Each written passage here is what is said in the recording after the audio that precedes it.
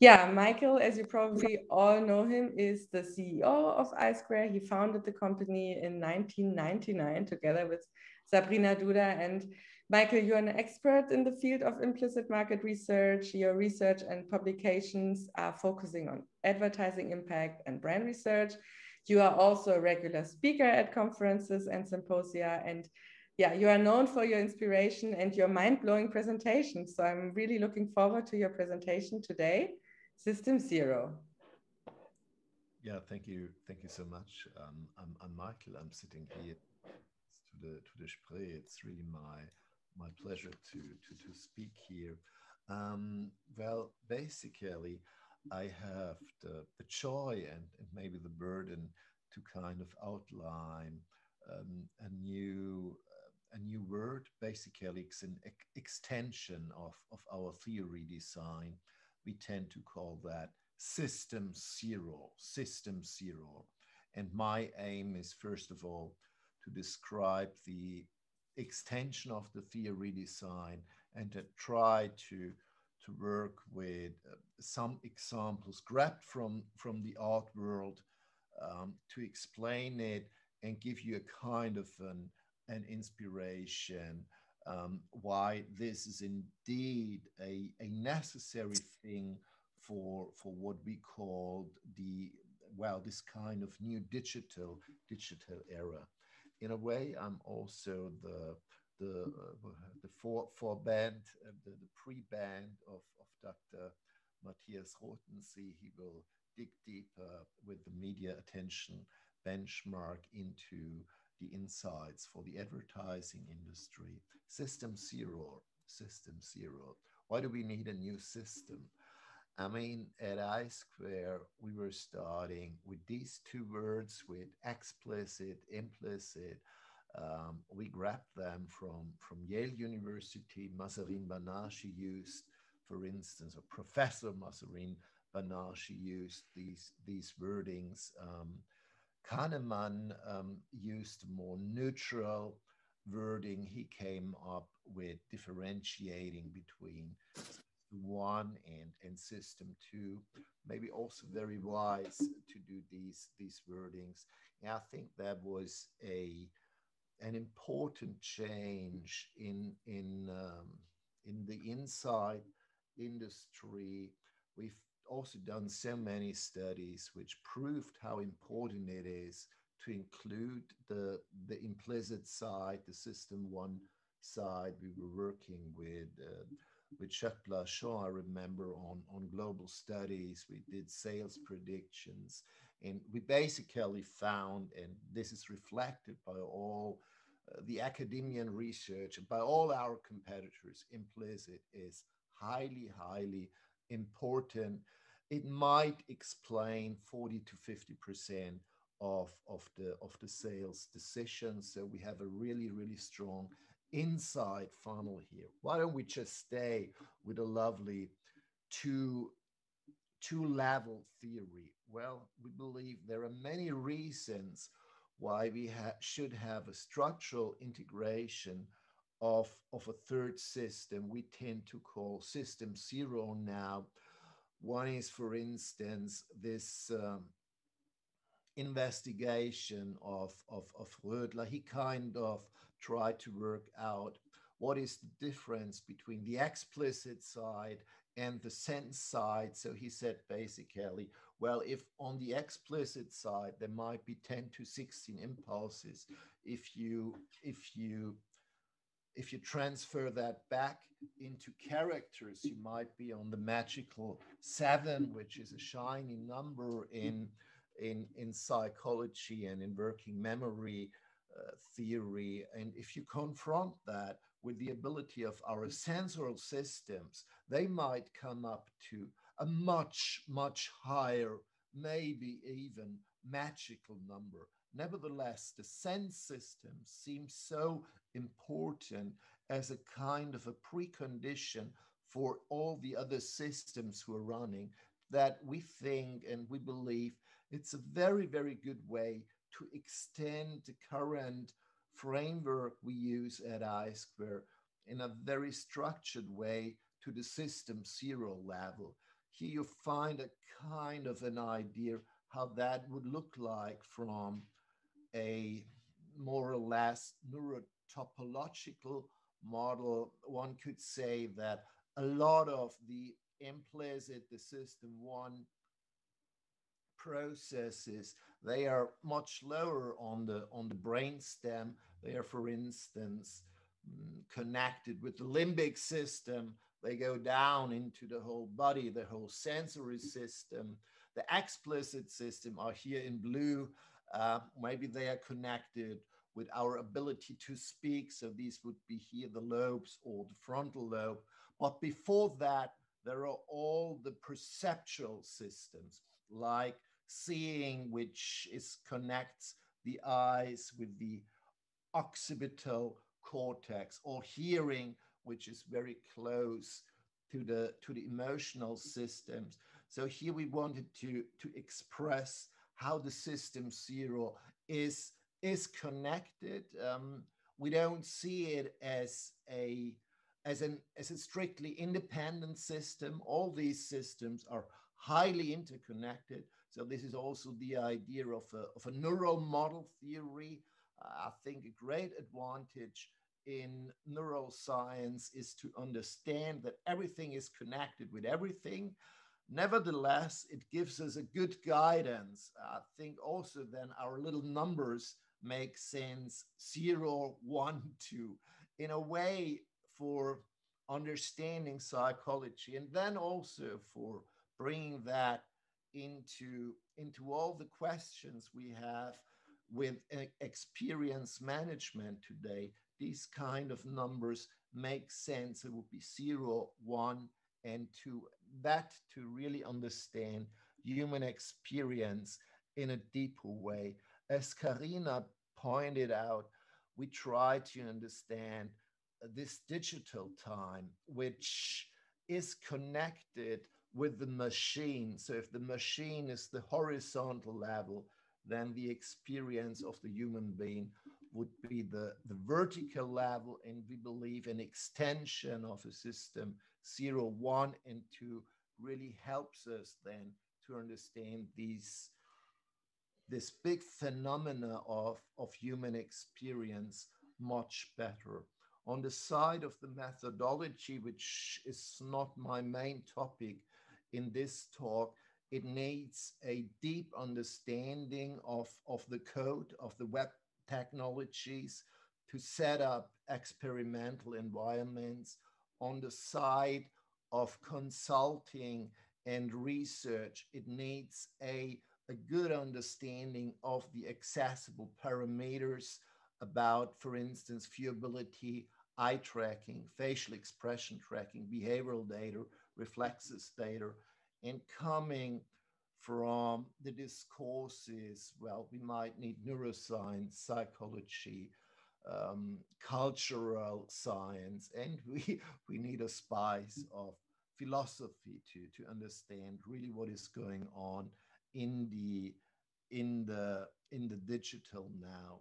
We're normally now making 3 big points, 3 arguments why we believe system 0 is important. The first thing is, as Karina said, everybody experiences that we have a drastic increase in the information overflow. We have very, very new touch points.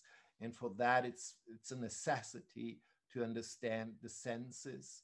We also think that a good system should be integrated, and with advanced technology, this could be measured and this could be brought into the life of marketing research. So let me start with art. And let me start with a German word, System null gelingt. System 0 could be successful. This is a more RTI tracking. We just, see eyes without a stimulus, but obviously, that might be a pattern which is successful. But let's have a look on our first stimulus. This is an eye tracking on art, so it's a bit arty. Nevertheless, I could sense some interesting insights here. It's a picture from a Russian painter, Repin, 1885. It was often used in psychological research. So with the upcoming of eye tracking, for whatever reason, the Russian psychologists were strong in that. They used exactly that picture. And well, basically this eye tracking pattern in a very easy way could be called a successful system zero pattern. I mean, obviously you see that people drive their eyes towards the things which are going on in this wonderful picture. It's the old culture of the European painting tradition. Repin always had big words for what he was doing. So he described his task as a painter to show the face of the soul, to show the drama of life, to show all the impressions of nature, to show the breadth of history. These are big words. Nevertheless, one could say, well, they are really in a way in this picture, and it makes people pay attention towards that, or drive their visual perception towards the picture. This is very prosaic. It's an important eye tracking piece for iSquare, more important piece for eBay at that time. That was a campaign eBay has done in the year 2002, 321 Mainz. I play it again.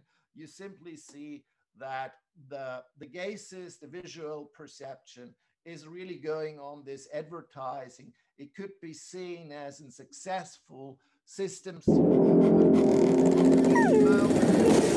With this, you can achieve great heights.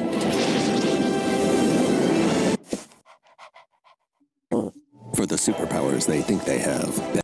In this lovely pedigree advertising, our US team recently researched, and these are somehow successful moments of the system zero.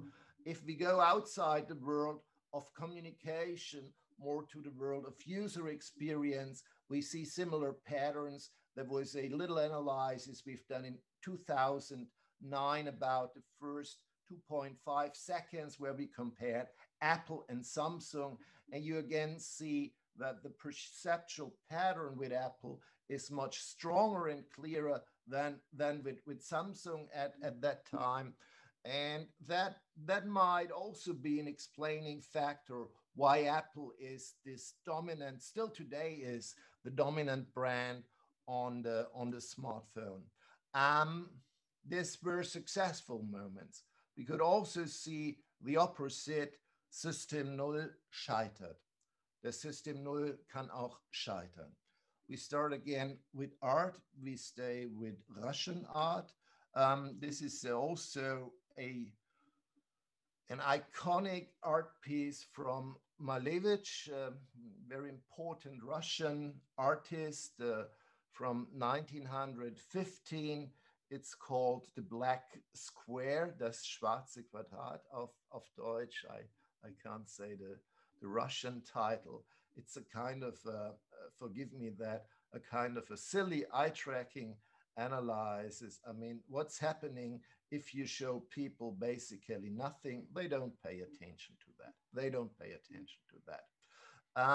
For the art world, I think this also shows a difference where the pre-modern art world was very concerned with perception. Modern art is no more so concerned with perception.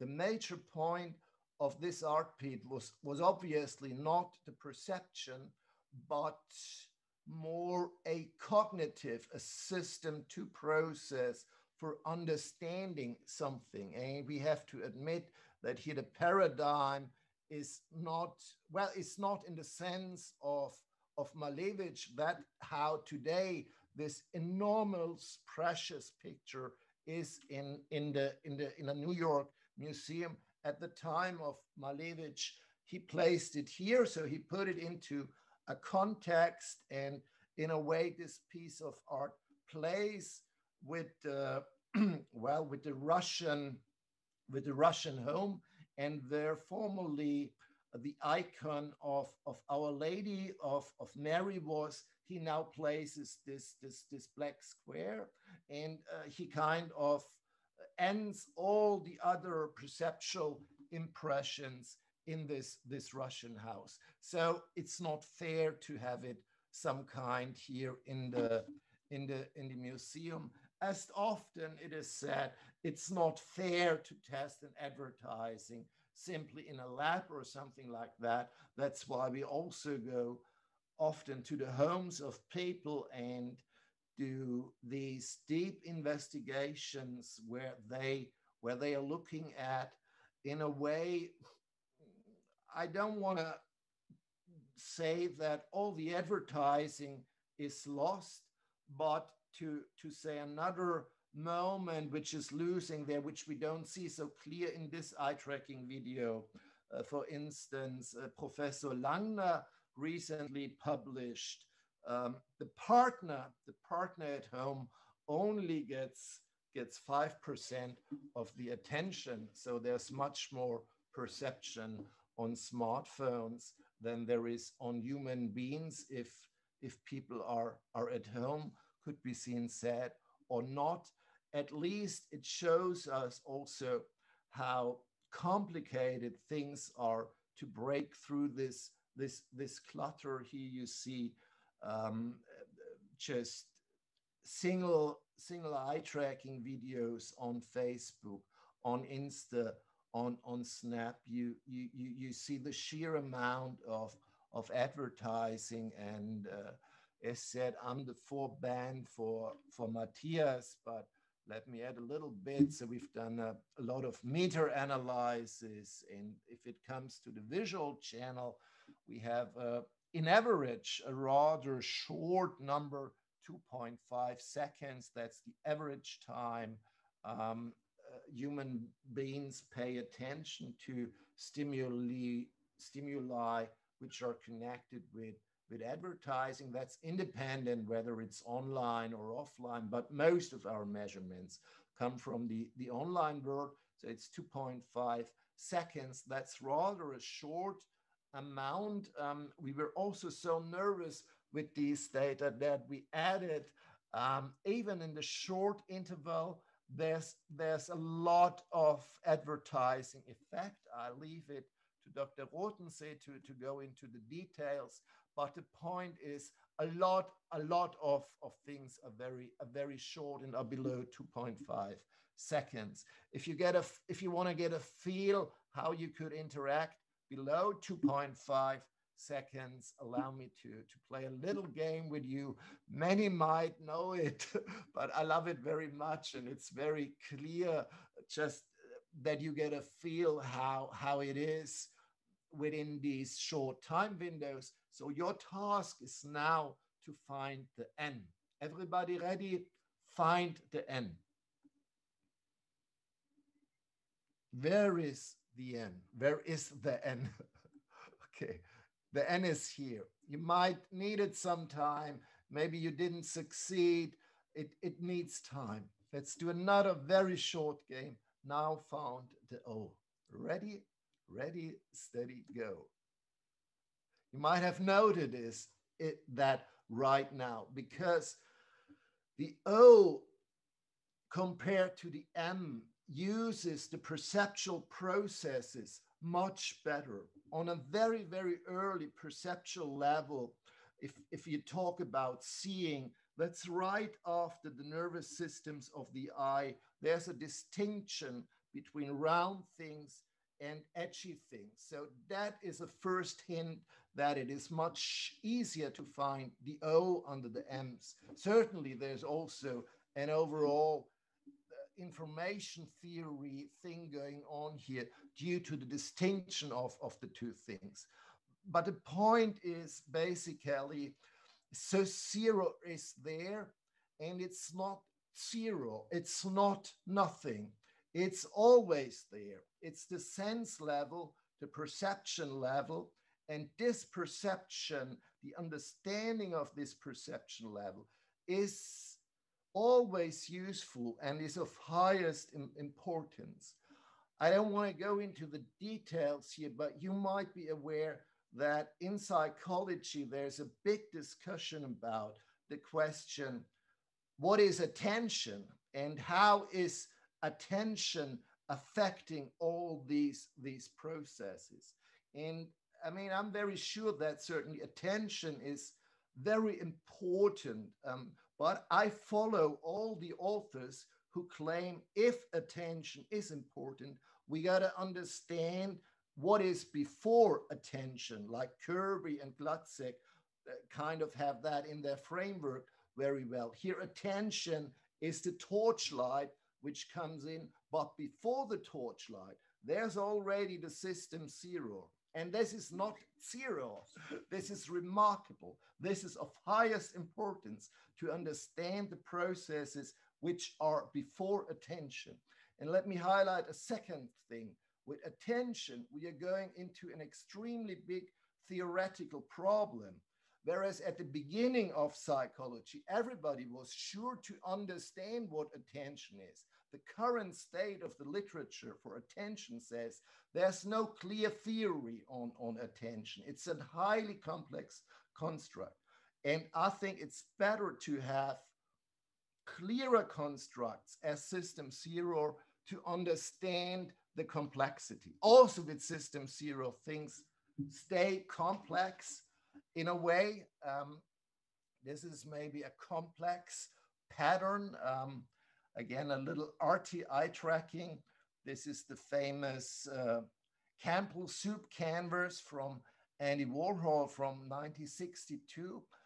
I think as an art piece, it might show the big burden of this multi-optional culture where we are living in. You know, how would we get our, how can we decide?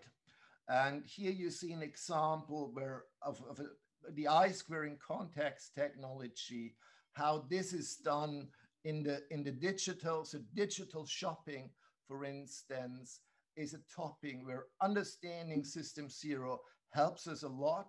Here you see a distinction between two high-end dog products. It's about dog wellness. In this little variation where we had simply a smaller picture you see on the right side, gave the ability to the online, to the user, to the smartphone user, to be a bit faster than in the other condition.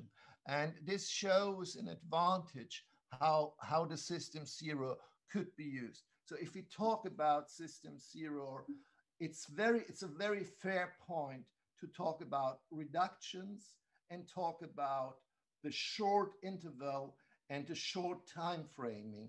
And we tend to use words like, we gotta be implicit iconic, so be clear and be implicit and, you know, convey the message very, very fast.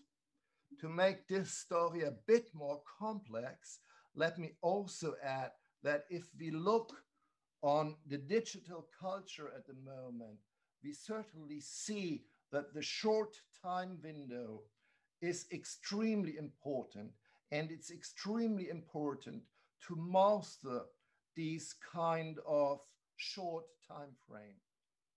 On the other hand of this very short time frame, we have extremely long perception windows. All of you might have their series where you spend a lot of time, whatever that is. You know, I got trapped in my series where I did my binge watching. I think everybody had these experience. Contrary to the short time window, we also have these very, very long time windows. So let me look back before the crisis and show you a little eye tracking on this masterpiece on the long time. It was longer than 14 minutes, and it had more than 15 million users. This is what Riso has done. Für wen macht die CDU denn eigentlich Politik? Also auf ihrer Seite steht, dass sie Politik für alle Schichten des Landes macht und die Volkspartei der Mitte sind. Aber sind sie das wirklich? Überprüfen wir das mal. So I would say, just from a very, just from an abstract point, I don't want to go into politics here, but from a formal point, a masterpiece where he mastered really to get this extremely big audience, maybe 15 million Germans have seen that more than 40 minutes. They saw it for a long time. And this is remarkable. And it doesn't, it basically contradicts that perception spans are just getting shorter. We analyzed that very carefully. And I think you could see it just if you look. In den letzten 36 also, Riso has a Jahren war die CDU 9 ability to address the short time window, where on the one hand, he has the great macro structure. On the other hand, he's addressing the microstructure also very, very well. He seems to have an extremely good feel on the dominating system zero, on the dominating perceptual process. And basically, he was not only criticizing CDU, he kind of also criticized SPD. I mean, who knows? Today, the CDU is at 25%. I just read in the last poll, wherever that is connected with him or not. My point is, he was able to show how to use YouTube in a masterly and very, very good way. Going back to Andy Warhol for a second, since he also has a birthday and a celebration, the question was raised whether Andy Warhol would have used Instagram. We don't know. Did Andy Warhol, would he use Instagram? We don't know. But to show here also another example of a not so much grassroots way of addressing the perception window, but more of a planned campaign. German television, I think WDR and other state TV senders, to the celebration of the 100th birthday of Sophie Scholl, which I think was on Sunday. They came up with a superb Instagram campaign at Ich bin Sophie Scholl. I just want to show a little example here. So what they basically did, they kind of created a Sophie Scholl look-alike. I mean, they are clear. If you go on Instagram, you will understand that, well, it's not Sophie Scholl. I mean, she was in the Third Reich, and she died. She gave her life. So this is clear. It was very, very well done. It has an incredible big amount of followers. And my point is just, contrary to Riso, who's basically in a way a one-man show and a total grassroots initiative, this was very planned. So these are important actors. They are paid. It is structured, and I think it got a lovely and important campaign. Also using kind of the system zero very, very well, addressing the short time window and also addressing the long time window. These are a little bit my examples. I hope it convinces you that it is an extremely good idea to have a 3-level model. Hope you also like our naming: System 0, System 1, System 2. It's easy to be remembered.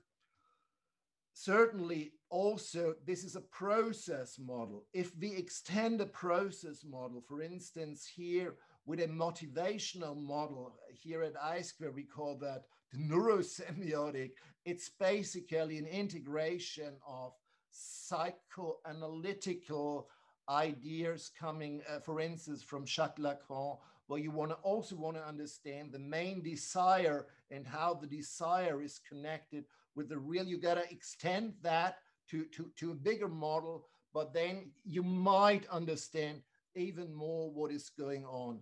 Our big analysis here, for instance, if we go into the digital, is that on the level of the real, there is a big, big desire for the real thing. So on the one hand, certainly this digital touch points, they are overwhelming. On the other hand, the desire for the real is so big. The question remains, what is real and what is the real? So let me end my talk with this phenomena.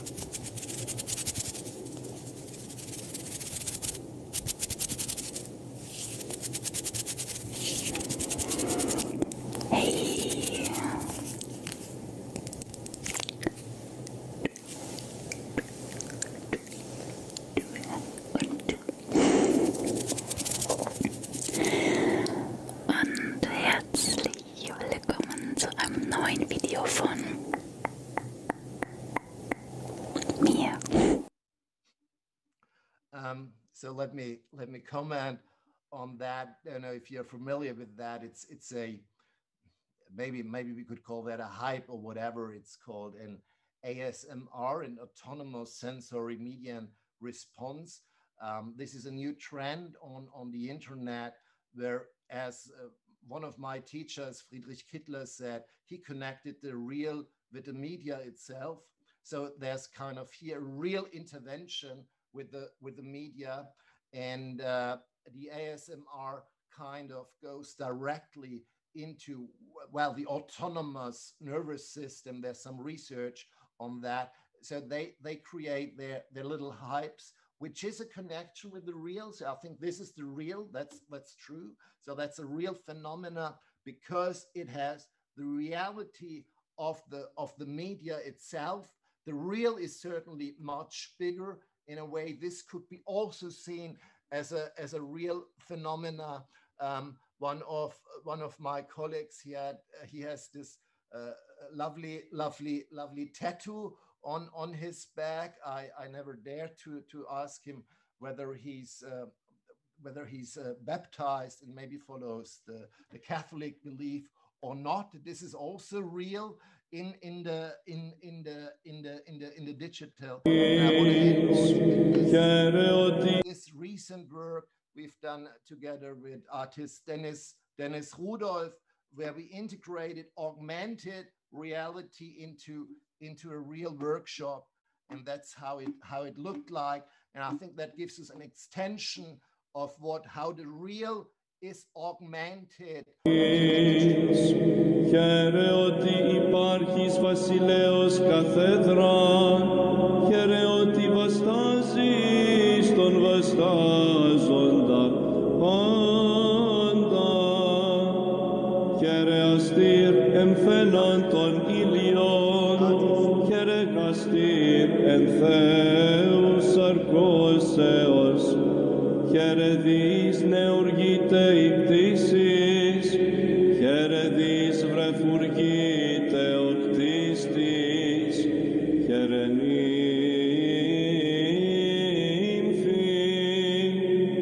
ανή. That's it. So see the experience, perception, insight in the new digital era. Thanks for listening.